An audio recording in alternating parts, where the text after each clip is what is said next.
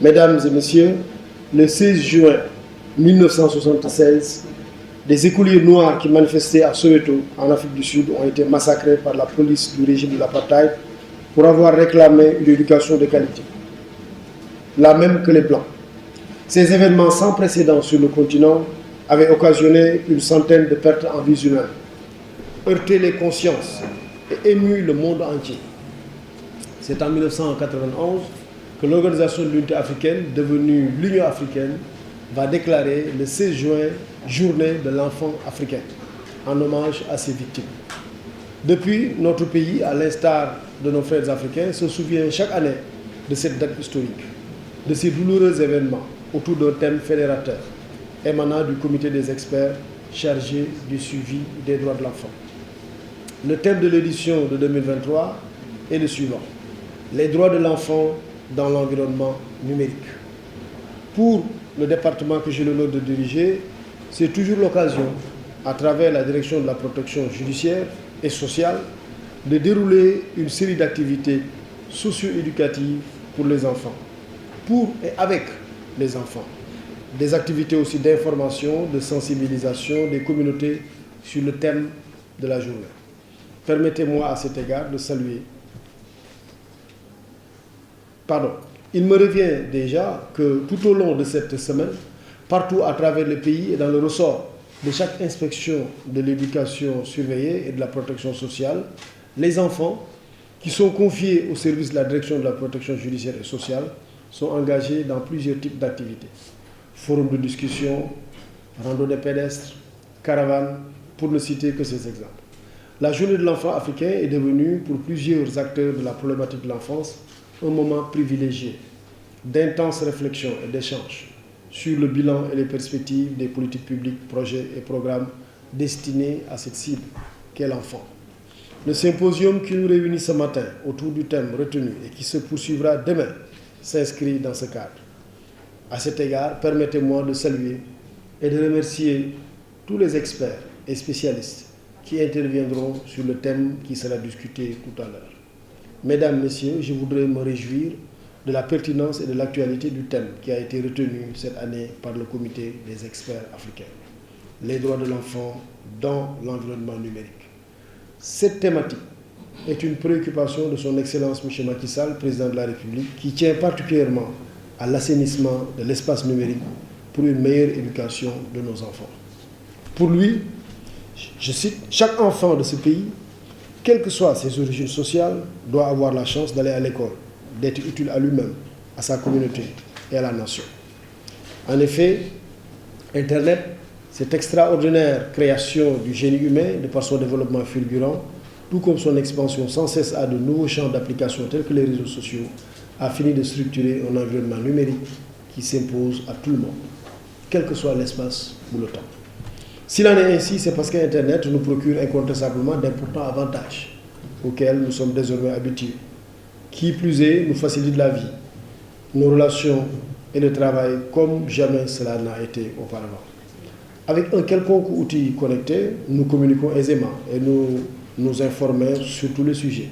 Internet a révolutionné la communication, la circulation des idées, la diffusion de l'information, le partage des connaissances et des savoirs, la conservation à l'infini de tout support documentaire numérisé. En un mot, la vie. Avec Internet et les réseaux sociaux, notamment le divertissement, au goût de chacun et de chacune d'entre nous est devenu sans limite. Internet nous permet de gagner de l'argent, d'acquérir des biens et services, et même des produits. En matière d'éducation, de formation et de recherche, Internet présente un immense potentiel d'accès à d'inépuisables ressources documentaires, et cela dans tous les domaines de la science. Mesdames et messieurs, Internet apporte de nos jours à ses utilisateurs, dans son monde virtuel, des facilités réelles et une plus-value certaine. Mais malheureusement, Internet ne procure pas que des avantages. C'est aussi un espace où l'on retrouve beaucoup de travers et de dangers auxquels ses utilisateurs peuvent être exposés, notamment les plus vulnérables comme les enfants. En effet, comme dans le monde réel, on retrouve aussi dans l'environnement numérique des acteurs mal intentionnés, cachés derrière leurs écrans et claviers, qui se livrent à des pratiques moralement répugnantes, délictuelles, voire criminelles. Ces pratiques, plus connues sous le vocable de cybercriminalité, peuvent aller du piratage de comptes Facebook, Instagram, WhatsApp, Messenger, en passant par le chantage à caractère sexuel, la pornographie, la pédopornographie, jusqu'au vol d'identité, avec évidemment toutes les conséquences que cela peut engendrer chez les personnes victimes. Chez les enfants, les apprenants en particulier, l'addiction aux réseaux sociaux peut prendre des formes graves. Dans bien des cas, elle peut être source de problèmes de santé, de difficultés scolaires, de troubles psychologiques ou de comportement. Mesdames et messieurs, voilà donc la problématique qui est ainsi posée dans ce symposium. Considérant la qualité des hommes et des femmes ici réunis sur la base de leur expertise, dont je connais la plupart d'ailleurs, leur expérience et leur maîtrise des questions complexes liées à cette problématique, je n'ai aucun doute que des recommandations pertinentes, réalistes et réalisables sortiront de vos travaux. Mesdames et messieurs, c'est sur ces mots que je déclare ouvert le symposium national sur les droits de l'enfant dans l'environnement numérique à l'occasion de la 33e édition de la Journée de l'enfant africaine. Je vous remercie. Voilà, avant de répondre à votre question, permettez-moi d'abord de remercier le garde des Sceaux, le ministre de la Justice, le professeur Ismaël Madior Fall, d'avoir bien voulu présider la cérémonie d'ouverture de ce symposium de réflexion sur l'environnement numérique et la protection de l'enfant.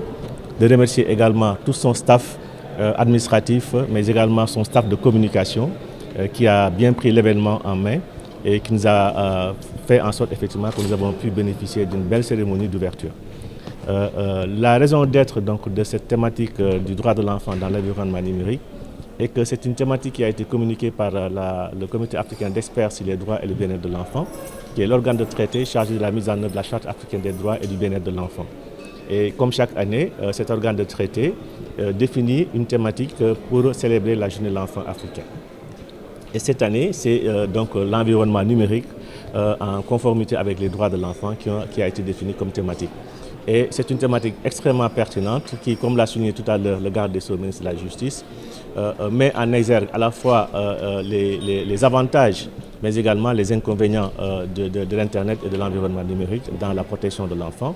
Comme avantage, il a pu citer bien entendu l'avantage social, éducatif, pédagogique, communicationnel qu'on peut tirer de l'environnement numérique, mais également comme inconvénient, il a pu également mettre en exergue à la fois la cybercriminalité, la pédopornographie et d'autres inconvénients qui peuvent toucher les enfants. Voilà, comme vous le savez, le Sénégal est l'un des pays signataires de la Convention de Budapest, donc sur la protection de la cybercriminalité. Mais également, le Sénégal est l'un des rares pays à avoir signé la Convention de Malabo, qui est une convention panafricaine sur donc, la protection en matière de cybercriminalité. Et également, sur le dispositif interne, le Sénégal dispose d'une stratégie nationale de protection des enfants en ligne. Et le Sénégal également est l'un des rares pays africains à avoir mis en place un portail de signalement numérique des abus d'enfants.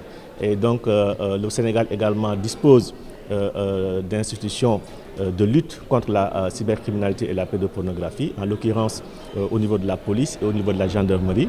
Et nous avons également une institution dédiée, la CDP, la Commission nationale des données personnelles, qui protège les droits humains en général dans l'environnement numérique. Donc le Sénégal a assez d'outils vraiment pour à la fois encadrer l'usage du numérique dans le bon sens, mais également réprimer tout usage excessif du numérique, aussi bien dans le domaine des adultes que dans le domaine des enfants. Et pour la limitation maintenant de l'accès au numérique, effectivement, on ne peut pas parler de limitation dans le bon sens où effectivement l'usage du numérique est un droit humain, est un droit personnel, et chaque personne a droit à l'information, à la communication, etc. Mais si nous constatons effectivement que dans l'exercice de ce droit, il y a des abus, effectivement, il y a des instances dédiées comme que je viens d'énumérer et qui pourront effectivement s'aider. Les défis sont tout simplement l'éducation des enfants, donc à l'usage du numérique, puisque le numérique est un outil qu'il ne faut pas mettre à la portée déjà de n'importe quel enfant, à n'importe quel âge. Mais également, lorsque l'enfant a accès au numérique, il est important que les institutions, mais également les parents, les communautés et les familles, les encadrent et les éduquent par rapport à cet outil qui peut à la fois être bénéfique et être néfaste. Donc c'est un problème d'éducation, d'encadrement pour que l'enfant qui utilise un appareil numérique donc sache effectivement qu'il peut en tirer un bon profit en allant bien entendu dans le bon sens et qui lui est interdit d'aller dans certains sites, dans certains domaines, effectivement, qui peuvent lui porter préjudice sans qu'il s'en rende compte. Alors, les manifestations qui sont passées, je ne m'y éteindrai pas outre mesure. Ce que je peux donner comme information, c'est que nous, au niveau de la direction de la protection judiciaire et sociale, lorsque ces événements ont éclaté, nous avons mis un dispositif de protection des enfants à travers les services de l'action éducative et la protection sociale en milieu ouvert, les AEMO. Nous avons demandé à tous les AEMO, parce que nous avons des AEMO dans toutes les régions et les départements du Sénégal. Et chaque AEMO a reçu comme instruction de se rapprocher des forces de défense et de sécurité, donc de la police, de la gendarmerie, de se rapprocher également des structures sanitaires, de se rapprocher également des parquets pour encadrer l'audition des enfants au niveau de la gendarmerie et de la police pour les enfants arrêtés, se préoccuper des nombres d'enfants blessés ou tués dans les structures sanitaires, s'il y en a, et bien entendu se rapprocher des parquets, à savoir des procureurs, pour demander l'élargissement de ces enfants-là. Et donc nous avons pu, sur le plan national, établir un état national. Nous avons l'état du nombre d'enfants qui ont été arrêtés, déférés devant les parquets. Et sur ça, je peux vous dire que 98% des enfants arrêtés ont tous été libérés. Voilà, donc grâce à l'entregent de nos services. À ma connaissance, nous n'avons pas eu d'informations d'enfants utilisés comme boucliers par les forces de sécurité. Donc nous nous sommes préoccupés tout simplement de la protection des droits des enfants qui ont été appréhendés durant ces événements-là. Et comme l'indique la mission de notre service, nous avons mis tous les moyens pour effectivement obtenir la libération au niveau des parquets et ces moyens ont été couronnés de succès.